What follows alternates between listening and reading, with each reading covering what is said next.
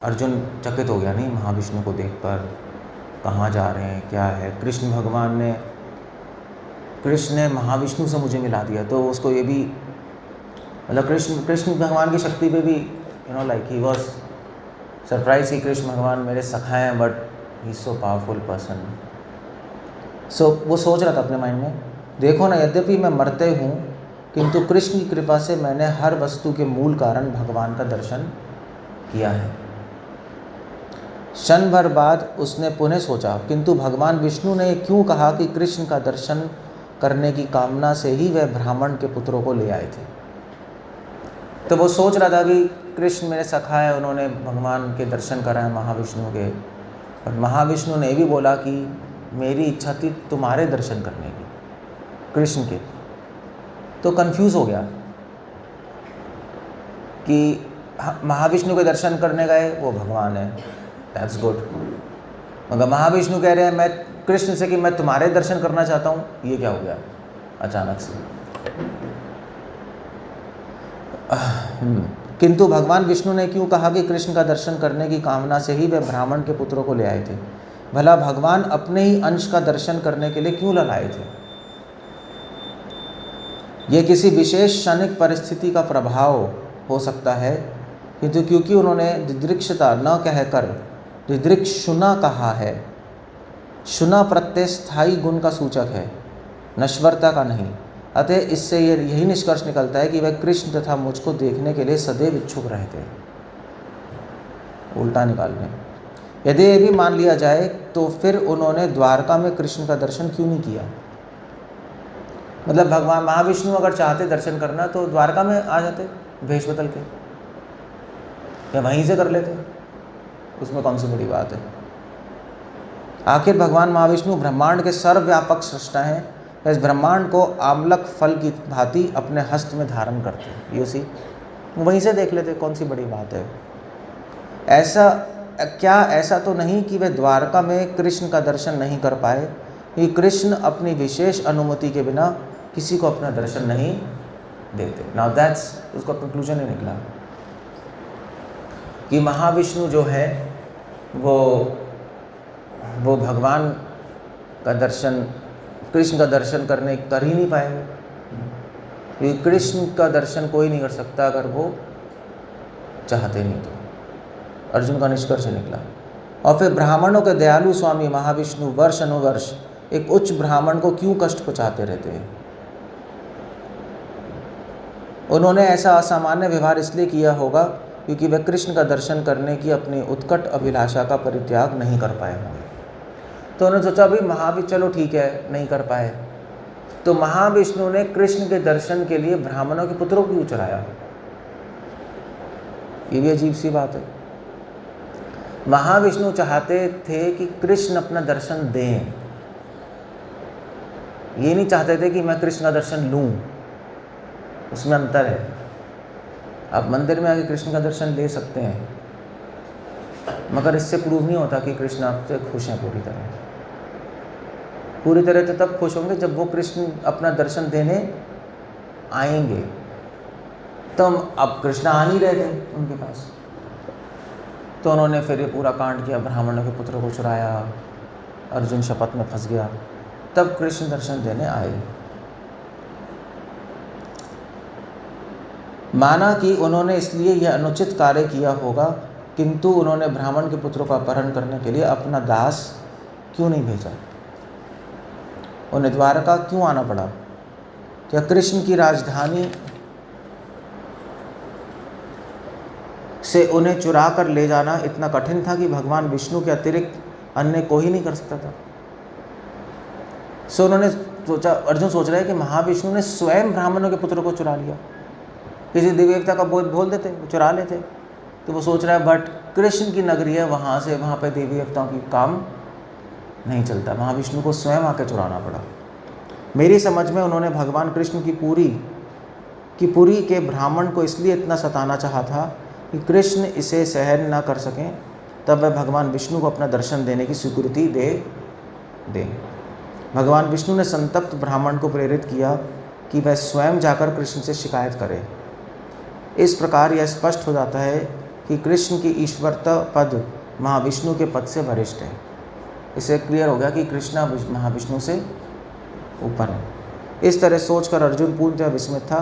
उसने भगवान कृष्ण से पूछा कि क्या यही सत्य तथ्य है, और भगवान ने उत्तर दिया, वह हरिवंश पुराण में लिखा है। तो अर्जुन कंफ्यूज हो गया, तो किससे पूछेगा? भगवान कृष्ण से पूछेगा कि भैया मैं कंफ्यूज हूँ, आप भगवान हो या महाविष्णु भगवान हो? आप उनके अंश हैं या वो उनके अंश है? मुझे कुछ समझ नहीं आ रहा। तब हरिवंश पुराण में डिस्कशन है ये, और अर्जुन ने कृष्ण भगवान से पूछा कन्फ्यूजन। कृष्ण भगवान ने क्या उत्तर दिया? मद दर्शना अर्थम ते बाला हृतास्ते न महात्मन विप्र अर्थम एष्यते कृष्णो मत समीपम न चान्य था। परमात्मा ने, मतलब इसका है, परमात्मा ने मेरा दर्शन पाने के लिए ही उन बालकों को चुराया था। उनका विश्वास था कि कृष्ण एकमात्र ब्राह्मण का पक्ष लेकर मुझे देखने आएंगे, अन्यथा नहीं। ये क्या हो रहा है? मद दर्शना ते बाला हृतहस्तेन महात्मना विप्र अर्थम एष्यते कृष्णो मत समीपम न चन्यता। अच्छा, कृष्ण भगवान कह रहे हैं अर्जुन से कि भाई महाविष्णु ने मेरा दर्शन पाने के लिए उन बालकों को चुराया था। उन्होंने क्लियर कर दिया, मेरे ही दर्शन पाने के लिए कहा था। महाविष्णु का विश्वास था कि कृष्ण ब्राह्मण का पक्ष लेकर मुझे देखने आएंगे, और कोई तरीका नहीं उनको बुलाने का। कृष्ण कह रहे हैं अर्जुन से। कृष्ण भगवान ने अर्जुन को क्लियर कर दिया कि महाविष्णु उनका दर्शन चाहते थे। श्रील विष्णु ठाकुर कहते हैं कि भगवान कृष्ण अर्जुन से आगे कहा, किंतु मैं ब्राह्मण के लिए वहाँ नहीं गया। उन्होंने कहा मगर मैं ब्राह्मण के लिए नहीं गया वहाँ।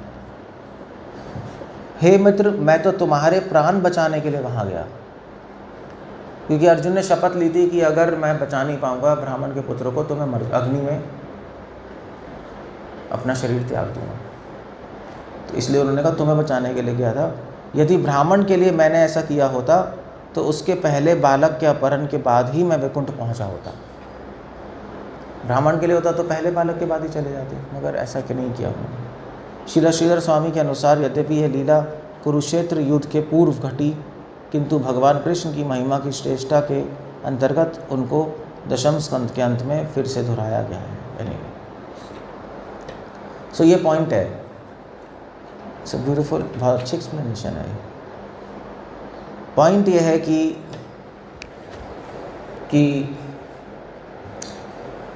कि हम भगवान के दर्शन लेना चाहते हैं, वो 50% का, या समझ लो 40% हो गया, 30% ही समझ लो।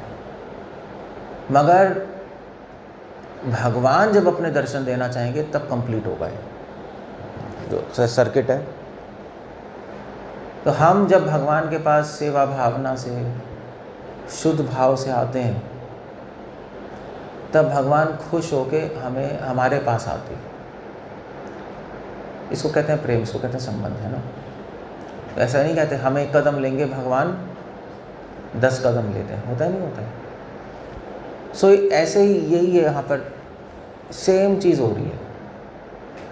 महाविष्णु जो स्वयं भगवान है वो भी कृष्ण के दर्शन नहीं कर पा रहे। जब तक, दूसरा पॉइंट है, जब तक भगवान दर्शन ना देना चाहें तब तक आप दर्शन नहीं, कैसे लोगे, कहाँ जाओगे, क्या करोगे? वैकुंठ तो जा नहीं सकते, गोलोक तो जा नहीं सकते। हाँ, मंदिर में दर्शन ले सकते हो। मंदिर में भगवान ने एक अरेंजमेंट किया है कि तुम मुझे देख तो नहीं सकते, मुझे कुछ नहीं कर सकते, बट मैं अर्च विग्रह के रूप में तुम्हारे सामने हूँ, इतना ज़रूर है।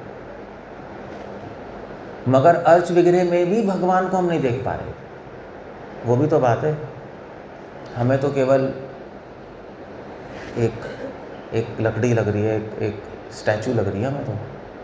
भगवान को कहाँ देख पा रहे हैं, कहाँ भगवान को से बात कर पा रहे हैं, या कुछ भी नहीं कर पा रहे हम।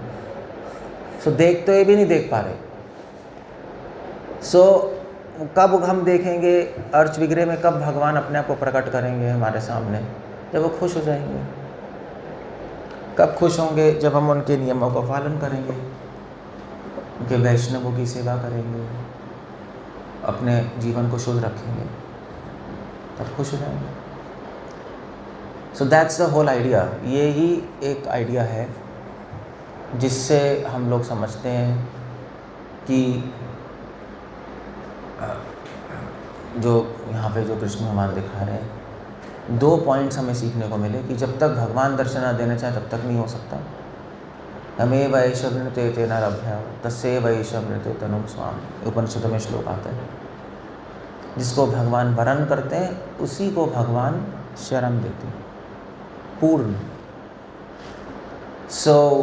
और दूसरा पॉइंट कि हम अगर भगवान के दर्शन करने जा रहे हैं तो वो कंप्लीट नहीं है, इसमें संतुष्ट नहीं होना चाहिए, बाकी कहानी बाकी है।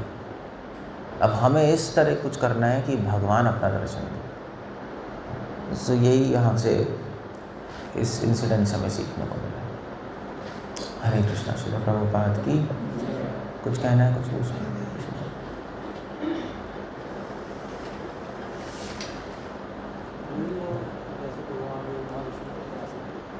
भगवान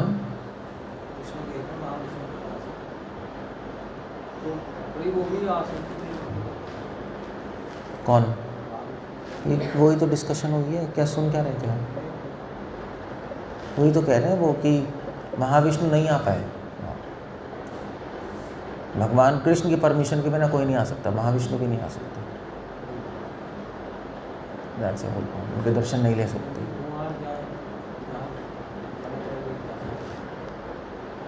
तो कृष्ण के अंश है भाई, कृष्ण के सामने क्या चलेगी उनकी? बस। Okay, we'll end up there. Hare Krishna. Srila Prabhupada की।